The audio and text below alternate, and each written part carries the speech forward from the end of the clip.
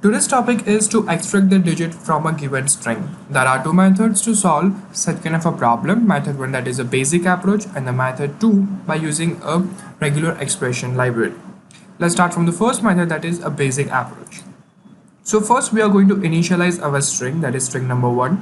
After that we are going to use the join, filter and a lambda function over here. So what we are doing over here is we are going to go through each and every element of our string, and we are checking that if that particular element is a digit or not. If it is, then we are filtering that particular element, and after that we are joining that element and storing them into the string number 2, and we have them as an output. So over here how it's gonna be like, first the one is gonna go through the is digit method, that is it's going to come out as a true and it's going to be filtered from our string. After that there's second, which is going to be filtered out, and when it comes to the point of an alphabet, which tends to be the false when it goes to the is digit method, so it will not filter out. And similarly 2 and 1, and after that they all are combined them into the string number 2 and we have them as an output. As you can see, I got 1 2 1 1 as an output.